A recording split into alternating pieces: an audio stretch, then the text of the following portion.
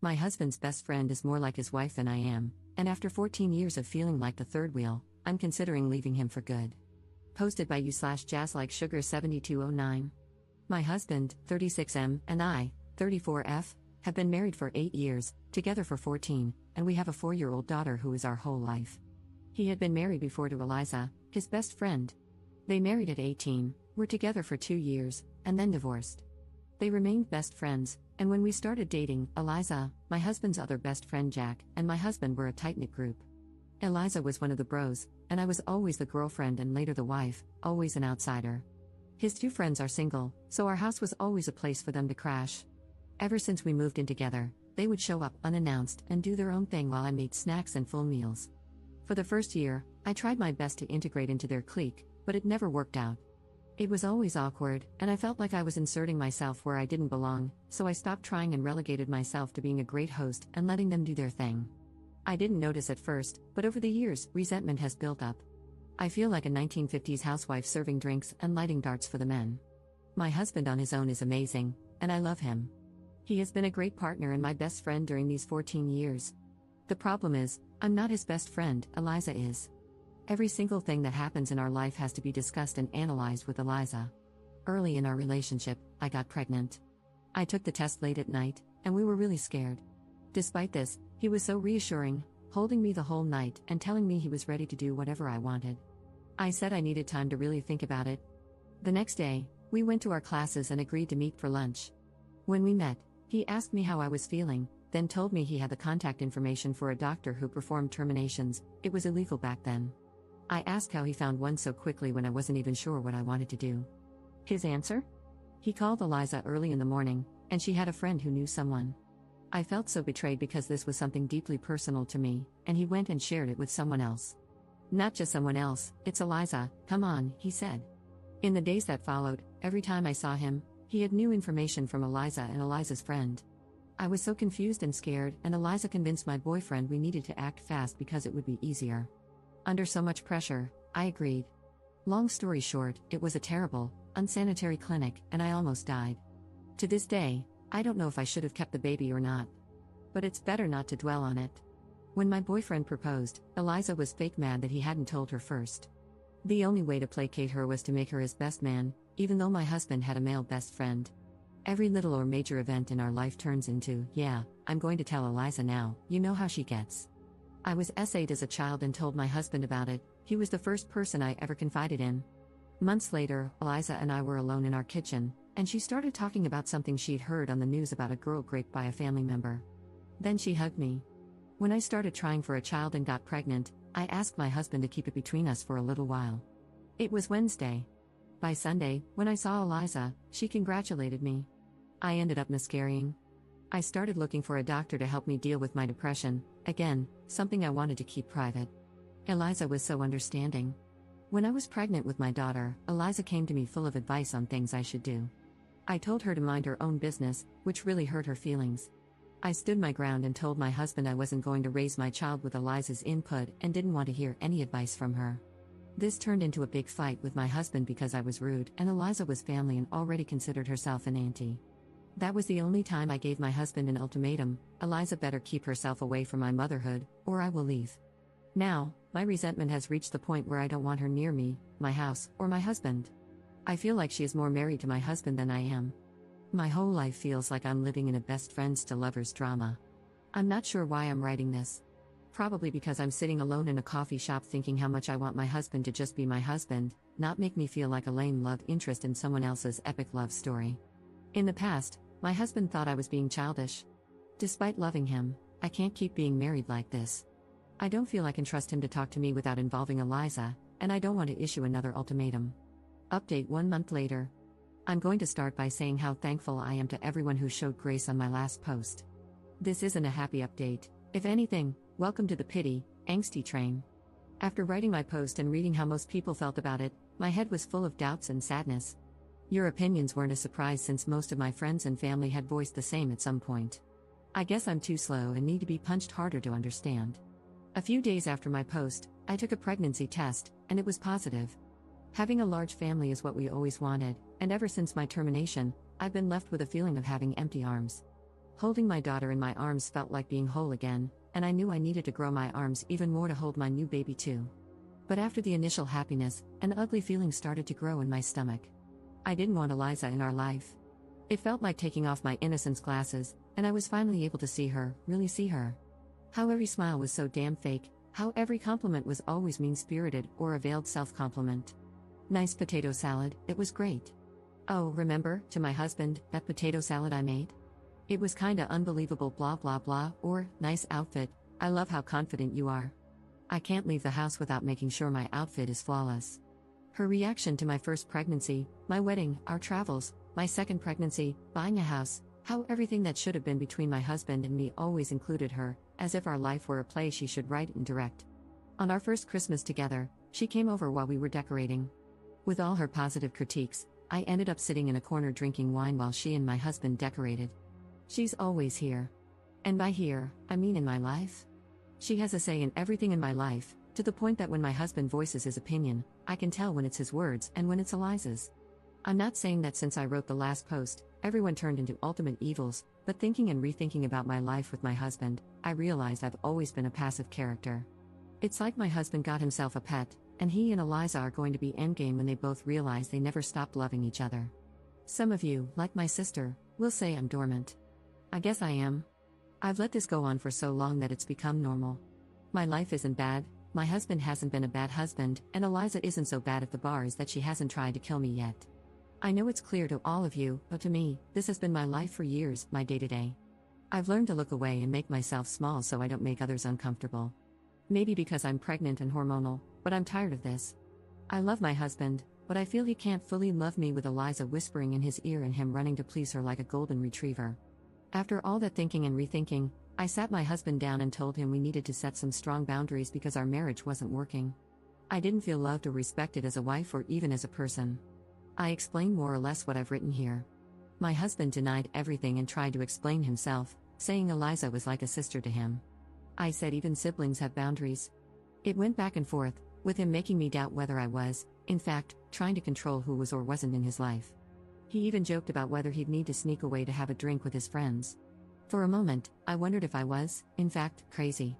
But I stood firm. If he wanted to keep this marriage, Eliza needed to be gone from our life. At first, I thought low contact would be enough, but seeing his reaction, I knew that wouldn't work. Maybe I wouldn't see Eliza, but he certainly would, and I would be antagonized and mocked.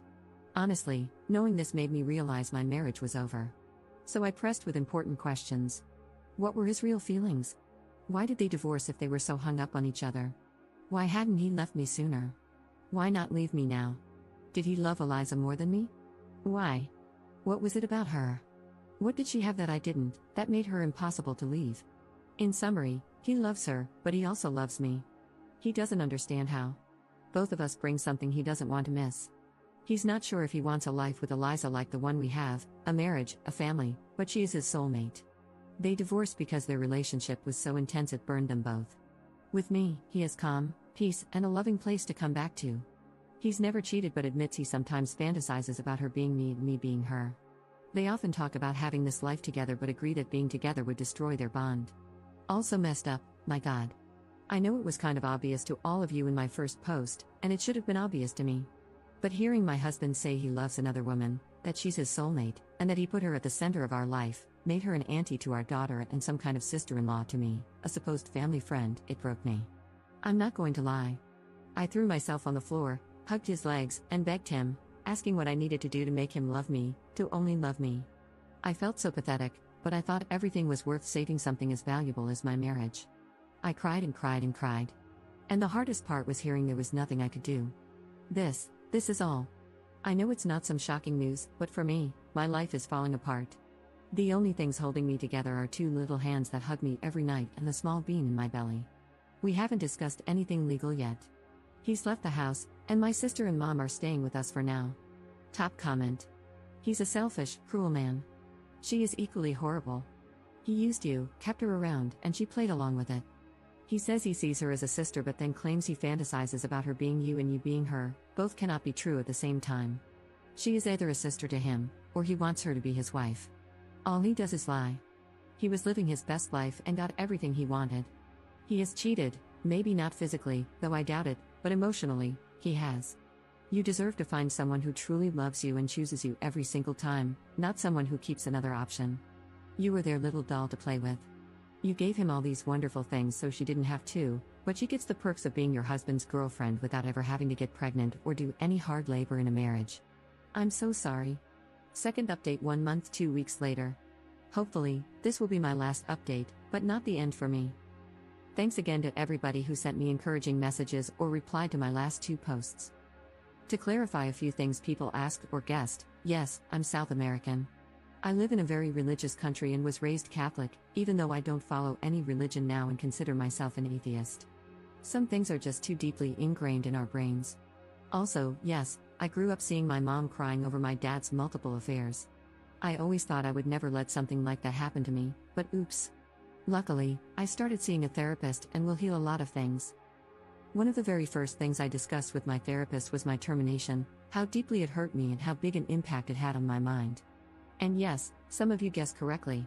After the termination, I was determined to get something good out of a very traumatic event. Since I loved my then boyfriend so much, I thought maybe our relationship could grow stronger and better. And I fought hard for that. Then, after a while, it became more about, have I suffered so much for this relationship just to lose it over this one thing? No.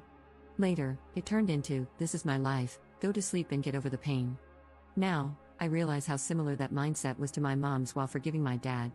But since I wasn't being physically cheated on, it never crossed my mind that I was doing the same thing. Now, about my husband and me, we are getting a divorce. I put on my big girl pants and went to talk to him again. I promised myself and my children that I would never beg someone to love me, and my children wouldn't have to grow up believing that something is worth more than loving and respecting yourself. So, I went to talk to him, mostly to say I wanted a divorce, and that's all. At first, I wanted to write down all the things he did that hurt me and how much they hurt, but what's the point? Communication time is over for us as a couple. He was all shocked and then teary because he didn't want a divorce. He tried to convince me to take more time to think. Then he tried to negotiate, asking what I needed for this to work, what I wanted, and what he was willing to do. He was so generous to offer to take some distance from Eliza to work on our issues. I laughed like a maniac because WTF. He said our family means everything to him, our daughter, our new baby. I was something he valued so much. I was the heart of his family, and he would always love me and be thankful for everything I gave him. This hurt because, yeah, he doesn't see me as a woman or his wife. I'm the mother of his children. I'm the one who takes care of him and his house, and he's thankful? It was a long talk, but it was mostly the same thing over and over again. In the end, he proposed that I keep the house, stay married because his job has great benefits that I should take advantage of even if we weren't together. He said he would cover all expenses, and we could live in different houses. In the end, he reluctantly agreed to the divorce. I'm now working on establishing new boundaries. I agreed that we should keep things friendly because we have 2 kids to co-parent. Since he doesn't have a place to live yet, I allowed him to hang out with our daughter in our home, take her to the park, etc. But then he started showing up unannounced at our house, cooking for himself, and acting like he still lived there. I was getting really uncomfortable. I had asked for his keys earlier, but he said he wanted to keep them for emergencies only.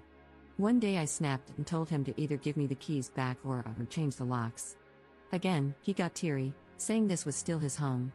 I told him it wasn't anymore, so no more hanging out here. Now, I'm thinking it's best to sell this house and find something new that can be mine and the kids' home only. As for Eliza, some of you will be happy to know they aren't together. He isn't staying with her, and from what I know, she has distanced herself from him. Maybe she only liked him when he was in a relationship? Or now that her power trip is over, she isn't interested? He is pretty heartbroken that his so-called best friend isn't with him anymore, like, really heartbroken. I know this because a mutual friend told me, and when he comes to pick up our daughter, he seems in bad shape. He's unkempt, has lost some weight, and always looks so tired. My pregnancy is going fine. As you might have guessed, I'm not interrupting it, so between a divorce and having a baby this year, I guess I'll have a very eventful year. That's all, I guess. Commenter. He's an idiot. He put his ex above you and his children, only to get burned by her. She never wanted him, she just loved the control she had over him. Ops response.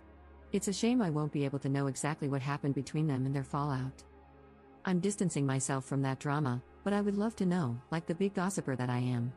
Commenter. I'm so happy for you. The idea of a different house is good, but you can also just change all the locks. Build a social support group for yourself, create distance from your ex, and limit interactions. Wishing you all the best. Ops response. I think the new house will be the best, without any sad memories, just a fresh start. Also, I want to live closer to my mom and sister since I will be needing their help.